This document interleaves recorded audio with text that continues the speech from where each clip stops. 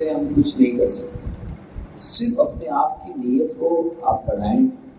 آپ سوچیں کہ آپ وارثین نبی ہیں، آپ کا کیا مقام ہے، آپ کا کیا درجہ ہے. اور انبیاء کی وراثت صرف مسجد کا محراب نہیں ہے. انبیاء کی وراثت، نبی کی وراثت صرف مدرسے کی چار دیواری نہیں ہے. ہم سمجھتے ہیں کہ ہمارا کام منبر سنبھالنا ہے، ہمارا کام مصلی سنبھالنا ہے، ہمارا کام جو ہے وہ مدرسے میں مکتب میں بیٹھ کے پڑھانا ہے. نہیں، آپ کا کام دنیا کو لیڈ کرنا ہے اور دنیا کے ہر شعبے میں جانا ہے. کوئی ایسا شعبہ نہیں ہے جس میں اللہ کے نبی صلی اللہ علیہ وسلم نے آپ کے سامنے مثال نہیں چھوڑی. اب میں سیاسی آدمی ہوں، میں تو اپنی کھیپ لینے آتا ہوں. میں تو مولانا بدر الدین اجمل صاحب سے، سراج صاحب سے کہتا بھی ہوں آپ لوگ آسام میں بہت کچھ کر رہے ہیں، لیکن ہمارے ممبئی کا کیا، ہمارے مہاراشٹر کا کیا؟ کچھ علماء آپ ہمیں بھی یہاں دے. یہ مرکز المعارف المفن کی وہ کتاب ہے کہ جس میں عہد نو کے ہر سوال کا جواب ہے. یہ مرکز المعارف المفن کی وہ کتاب ہے کہ جس میں عہد نو کے ہر سوال کا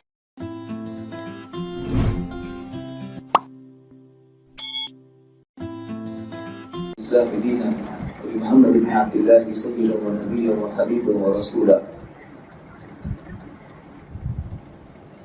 اسٹیج پر رونق افروز ہمارے بہت ہی استاد الاساتذہ ہم کہتے ہیں مفتی عزیز الرحمان فتح پوری صاحب، حضرت مولانا ابوطالب رحمانی صاحب، جن کو ہم لوگ اس نیو جنریشن کا، خاص طور پر جس جنریشن سے ہم آتے ہیں،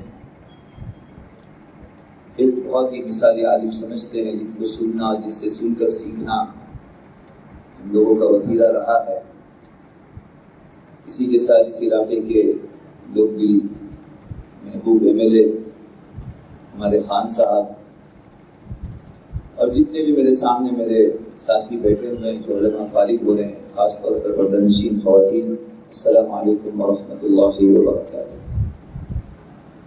مرکز المعارف میرے لیے اپنے اعتبار سے، میں اپنے آپ کو بہت خوش نصیب سمجھتا ہوں کہ آج یہاں پر چیف گیسٹ بول کر مجھے یہاں پر بلایا گیا، مدعو کیا گیا. مجھے یاد ہے 2006 میں میری فراغت ہوئی اور 2007 میں نے ایک سال جو ہے تبلیغ میں لگایا. پھر ایک سال میں تخصص بالحدیث پڑھنے کے لیے کویت یونیورسٹی گیا. اس کے بعد جب پڑھ کر واپس آیا تو ممبئی پہنچنے کے بعد ایسا تھا کہ کچھ کرنا ہے، کیا کرنا ہے. 2008 یا 2009 کی بات کر رہا ہوں، میرے خیال سے 15-17 سال ہو گئے. تو خدمات کو انجام دینے کے اعتبار سے پہلی عرضی، پہلی اپلیکیشن میں نے کہیں پہ ڈالی کہ میں پڑھانا چاہتا ہوں یا کچھ کرنا چاہتا ہوں. وہ مرکز المعارف کا ادارہ تھا اور میں صبح 11 بجے شاید کہیں، وہ اس آئی وائی سی کے پاس میں کہیں پہ شاید آفس تھا، اور صبح 11 بجے میں عرضی دے کر گیا اور مجھے کہا گیا 2 بجے آپ کا انٹرویو ہوگا اور آپ کو یہاں پر آنا ہے. 2 بجے میں جب انٹرویو دینے کے لیے آیا تو جو صاحب انٹرویو لینے والے تھے وہ کہیں چلے گئے. تو کہا 2 دن بعد آپ کو انٹرویو ہوگا پڑھانے کے لیے. اب اتفاق ایسا ہوا کہ 2 دن کے بعد پھر میں آیا. اب زندگی میں اللہ نے کچھ اور لکھ رکھا تھا، کچھ اور چیزیں لکھ رکھی تھی، اور خاص طور پر وہ شعبہ حضرت مولانا بدر الدین اجمل صاحب جو ہے، ان کی بہت محبت مجھ پر رہی ہے، ہمیشہ شفقت رہی ہے، عنایت رہی ہے. سراج الدین اجمل صاحب میرے جو ماموں وغیرہ ہیں ان کے کلاس میٹ رہے ہیں. تو یہی کف پریڈ میں جب لوگ رہتے تھے تو میرے والد صاحب کے دوستوں میں سے ان کے ساتھ اٹھنا بیٹھنا رہا. اس اعتبار سے بھی ایک تعلقات رہے. تو خیر زندگی ایک دورائے پہ الگ طریقے سے چلی گئی. کسی نے نہیں سوچا تھا کہ مدرسے سے پڑھا ہوا ایک طالب علم سیاست میں آئے گا، اور سیاست میں آنے کے بعد میں بھی الیکٹرول پالیٹکس میں آئے گا، اور الیکٹرول پالیٹکس میں آنے کے بعد بھی 80% ہندو علاقے سے اس لباس سے اگر کوئی چن کر آ سکتا ہے، اس کا مطلب مدرسے کا پڑھا ہوا طالب علم کہیں بھی جا کے کچھ بھی کر سکتا ہے.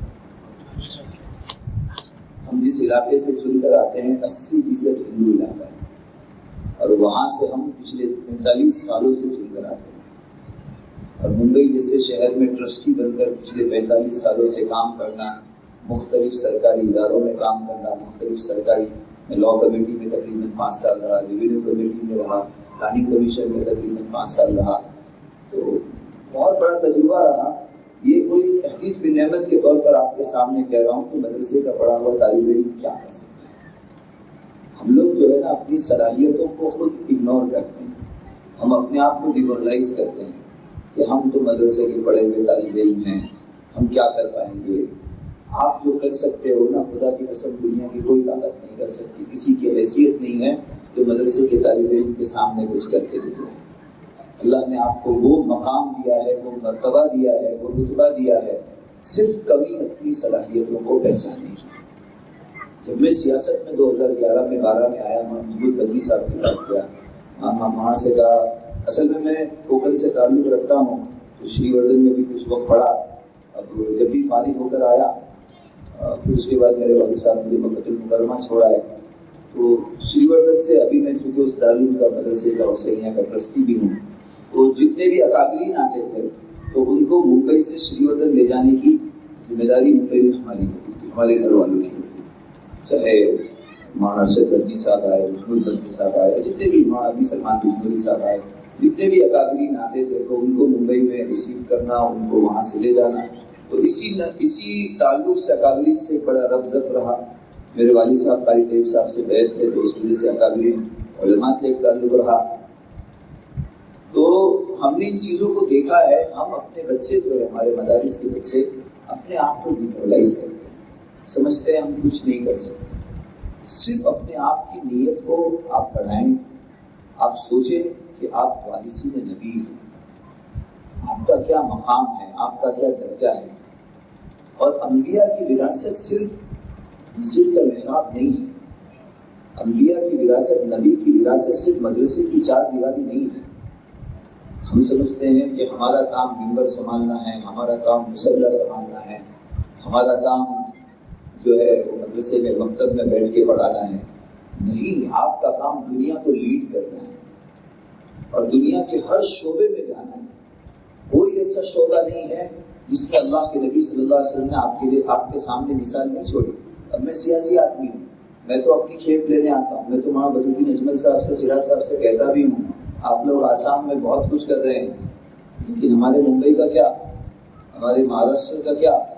کچھ علماء آپ ہمیں بھی یہاں دے جنہیں ہم سیاست میں لائیں، یہ بھی ہمارا شعبہ ہے۔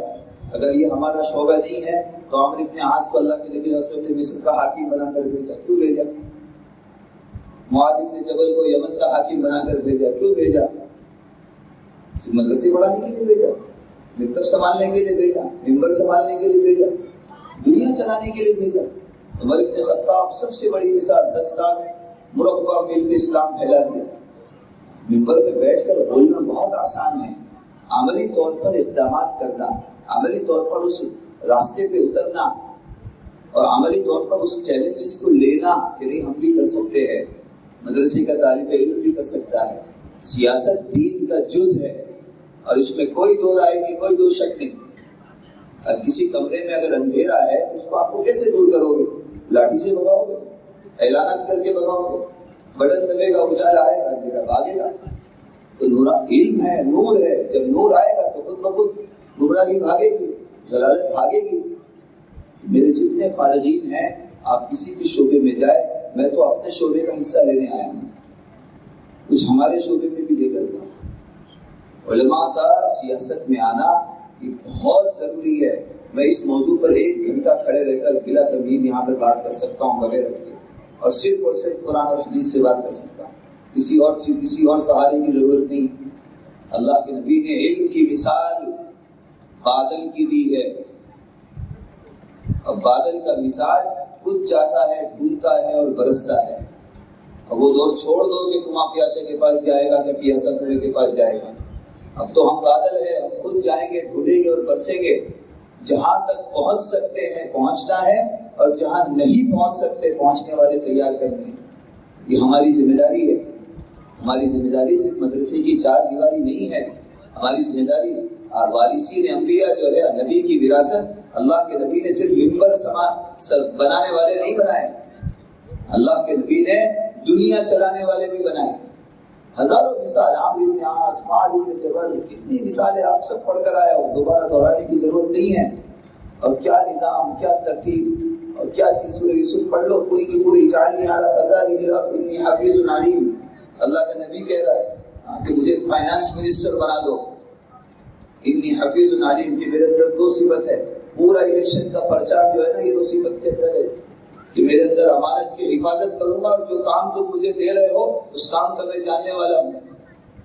سلیمان علیہ السلام سے اللہ کے دعا ہے، ربی هب لی ملکا لا ينبغی لأحد من بعدی، اللہ مجھے ایسی بادشاہ دے کہ میرے بعد کسی کو نہ ملی ہو، ایسی بادشاہ۔ یہ بھی ہمارا شعبہ ہے، یہ بھی ہمارا جز ہے۔ اس کے لیے میری آپ لوگوں سے گزارش ہے، ماشاءاللہ آپ لوگوں کی زمین بوسہ دینے کے قابل ہے، بہت بڑی ذمہ داریوں کے ساتھ آپ جا رہے ہو۔ یہ ذمہ داری کبھی بھی اپنے علم کے ساتھ، کبھی بھی اپنے وقار کے ساتھ سمجھوتا نہیں کرنا۔ خدا کی قسم، اللہ قدموں میں دنیا لا کر ڈالے، آپ تصور نہیں کر سکتے، وہاں سے اللہ آپ کو روزی دے گی۔ ہم مکتب میں گئے نا، پہلا لفظ پڑھایا گیا الف سے اللہ دینے والا، جیسے بندہ دینے والا۔ تو روزی کا تعلق میں خود دیکھتا ہوں، میں تو بیچارہ مدرسے میں پڑھا ہوا آدمی، اب ہم یہ میرے صاحب یہاں بیٹھے ہیں، جب ہم لوگ میٹنگوں میں بیٹھتے ہیں اور ہمارے سامنے IAS بیٹھا ہے، IPS بیٹھا ہے، اب میں اس کو ڈانٹ رہا ہوں، میں اس کو بول رہا ہوں کہ بے کام ایسا کیوں نہیں ہوا، ایسا کیوں کیا، جاؤ اس کو صحیح کر کے لاؤ۔ بعد میں سوچتا ہوں دنیا کا نظام کیا تھا، وہ تو IAS ہے، وہ تو IPS ہے، اور میں تو مدرسے کی بات الگ ہے کہ بعد میں نے MBA بھی کیا اور ساتھ BA کیا، MBA کیا، ساری تعلیم پوری کی، لیکن میں سوچتا ہوں دنیا کا نظام، ہم یہ سوچتے ہیں کہ ہم ان کے تابع ہونا چاہیے، لیکن اللہ کا نظام الگ ہے۔ صرف آپ کی نیت ہو، آپ کی فکریں ہو، اور عروج، دنیا آپ کا منتظر ہے، دنیا آپ کی منتظر ہے، آپ کو ہاتھوں ہاتھ دے گی۔ اپنی نیتوں کو صاف رکھیے، اور خاص طور پر اپنے اساتذہ سے ہمیشہ ربط کی سخت میں رہیے، جڑے رہیے۔ جب تک آپ سسٹم سے جڑے رہیں گے، خود بخود جو ہے نا آپ کی ساری چیزیں ہوتی چلی جائے گی۔ میرے والد صاحب ہمیشہ کہا کرتے تھے کہ جو کام آپ کر سکتے ہو، جو کام بندہ کر سکتا ہے، جب وہ کرتا ہے تو جو نہیں کر سکتا اللہ اس سے کرواتا ہے۔ اس کے لیے جو ہے میں بہت بہت مبارکباد دیتا ہوں۔ اللہ آپ لوگوں کے عمروں میں برکت دے، خوب نوازے۔ ستاروں سے بڑھ کر ہو رتبہ تمہارا، بنو تم ہر زندگی کا سہارا۔ ستاروں سے بڑھ کر ہو رتبہ تمہارا، بنو تم ہر زندگی کا سہارا۔ مل جائے تمہیں ہو جس کی تمنا، سمجھ لو ہماری دعاؤں کا اشارہ۔ بہت بہت شکریہ، آپ نے بلایا، عزت دی، اللہ آپ کو عزت دے۔ وجزاکم اللہ خیر، فحیاکم اللہ، والسلام علیکم ورحمۃ اللہ وبرکاتہ۔